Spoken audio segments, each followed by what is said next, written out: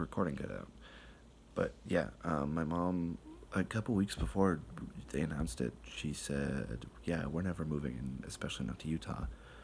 And I understood why. I mean, I wasn't comfortable leaving somewhere I wanted to go. Like, we weren't comfortable leaving to go somewhere we didn't want to go to.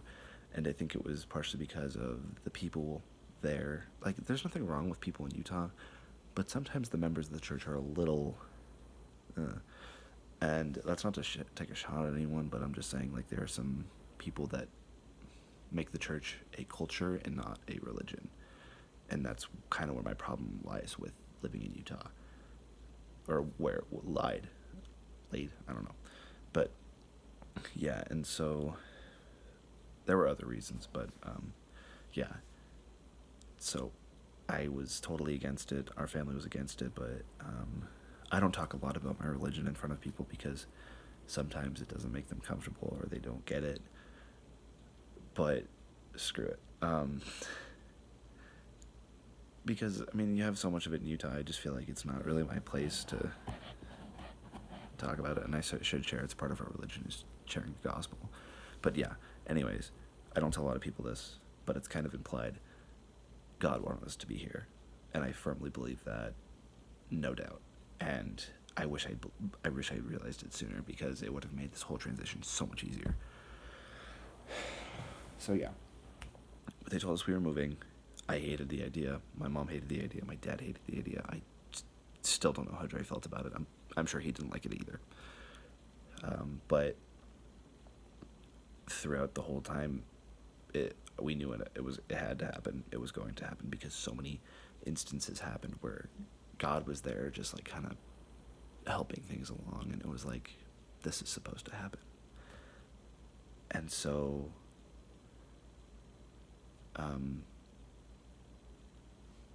dragging our feet, we left Massachusetts and everything we loved, and we made our trek here. And it sucked. So, December 1st, 2016, we moved into this house, this very house. And two of my uncles helped us unpack the truck. Took us about 2-3 hours. Wasn't that much. We didn't take much with us. And I don't want to like compare myself to the pioneers, but I understood. I totally, like, full blown, I totally got it. Like, leaving somewhere where you were comfortable, even though it might not have been the safest idea, going somewhere where you might, like, God wanted you to go to, but you not wanting to, but knowing that it's part of his plan, is very difficult, and I understand. So, I wasn't currently enrolled in the school. So I was like, what if we try something different? And I was like, I want to go to public school, and I want to do all these things. So, hold up. I need to, like, change my posture because I'm, like, constricting my breathing. So, this is much more comfy. So yeah, I wasn't currently going to a school, and I wanted to try public school again because I personally thought that my time as a homeschooler had been wasted. But I don't think it was, because it helped me find out more things about myself that I don't think I would have found out at any public school. And so, I went to this charter school called American Academy of Innovation. It was in its first year. And I can't really give impressions off my freshman year because I was miserable. And I wasn't willing to give credit to anything about Utah. There were moments where I was truly happy. And it was great. And then there were moments that So I got through freshman year, no biggie. And then I went to Massachusetts that summer for a week for youth conference, and it was good. And I think it was around this time when I started to realize my ability to cheer people up and help people with their problems. And that was kind of my coping mechanism, was helping myself by helping others, and kind of losing myself in service and everything. And I think that's around the time I made my decision to make people laugh every day. It's always been a goal of mine, and so far I think I've done all right. So yeah. Also around the time I flew out to Massachusetts for the first time, my mom got a job at JetBlue. And that with that job came flight benefits, meaning I could fly for free to Massachusetts. And so sophomore year, I used those benefits quite a bit. And it wasn't a vacation for me, it was an escape. I wanted to get out of Utah so bad. And sophomore year was the worst year of my life. 2018 sucked, but it was necessary. Well, 2017, 2018. It was like there was like a little gray area where like there was just a lot of sucking going on. It sucked a lot. And I didn't really, I was like, I didn't see the end of the tunnel. I was still kind of, it was hazy and everything. And being in high school like that, I there was a lot of kids there that were hurting and damaged, and I think that was my first like real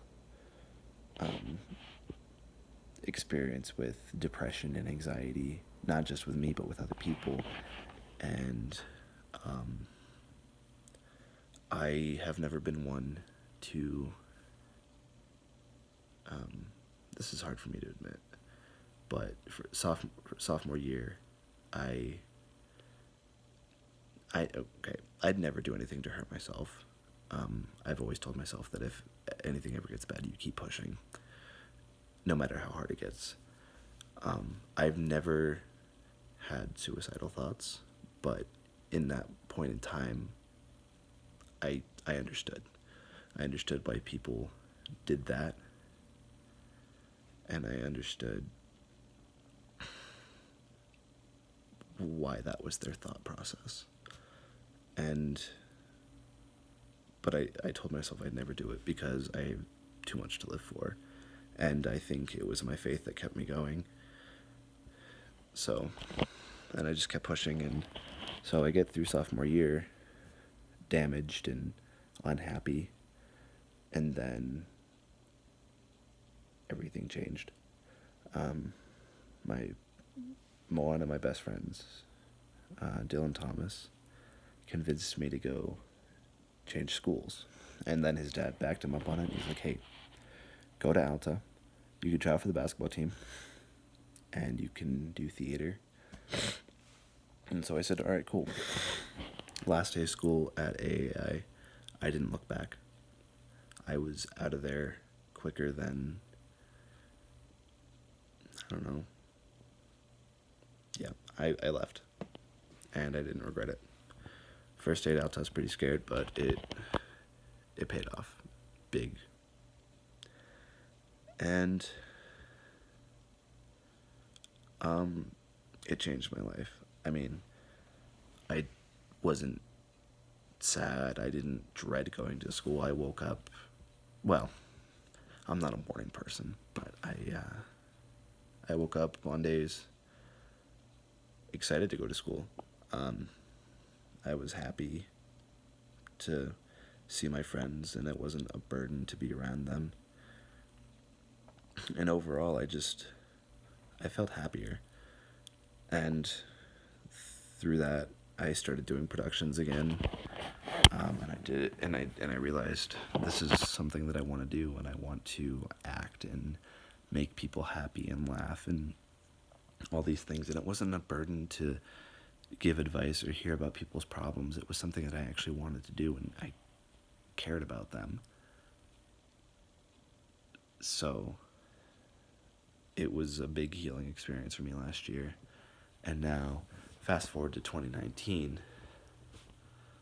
and, well, I guess this is all 2019, but fast forward to senior year, and I've already told the story, but yeah, everything just came crashing back to me. All the stress and anxiety that I had from freshman and sophomore year came back, and it was kicking my butt. And I felt like I've never been good at asking for help, and I've never been good at receiving advice because I've always been moving on from people, and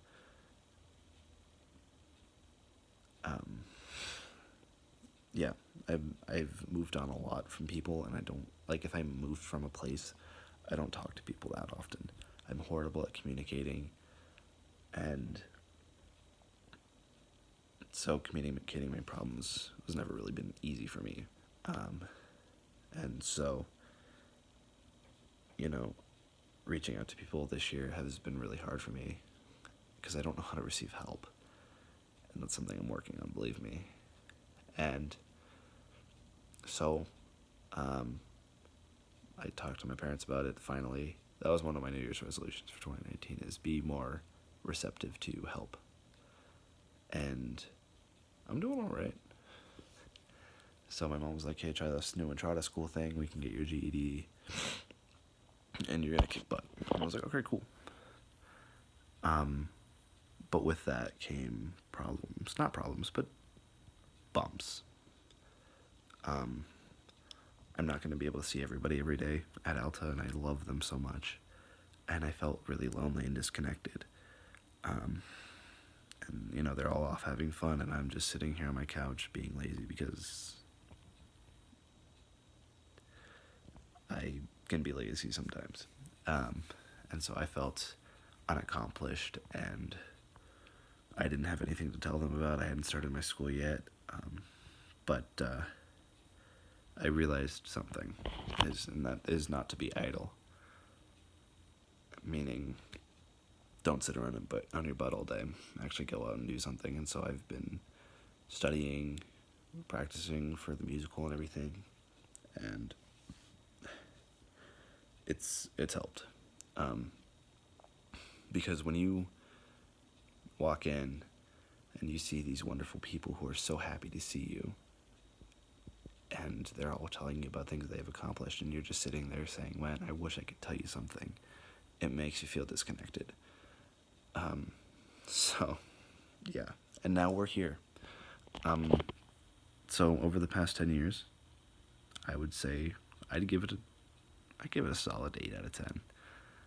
Freshman and sophomore year were big bumps on the road for me, but I'm sure they are for a lot of people. But hey, it gets better. I mean, gotta be honest, there was a time sophomore year where I thought I'd be miserable for the next 3 years. But I can confidently say that I'm the happiest I've ever been. So, yeah. So, I don't know if anybody's going to watch this, but a little advice for y'all. This is a long video. First off, if it gets tough, 1, don't quit. 2, ask for help because you're not going to get through this alone. 3, be yourself. You're not going to get anywhere by hiding who you are. Plus, you're amazing, so I don't know why you'd want to hide who you are anyways. Second off, take risks. Or, not second off. Anyways, take risks. Because there's going to be times in your life. There was a Jim Carrey thing where he said, you know, sometimes the safe plan isn't always going to work, so why not take the risk anyways? It's never 100%, so take the risk. So yeah, take risks. I don't really know what else to say. I'm glad that anybody who's viewing this video, okay, chances are if you see this video, it means I care about you a lot, and I don't know if you're going to watch the whole thing, because it's not really interesting with all the edits, or there's not going to be any edits or anything, but yeah. Anyways, I love you, and I'm so glad I met you. Yeah. Thank you for being there, and letting me make you laugh and smile, because it's been the greatest blessing that I've received these past few years. And, yeah, till next decade.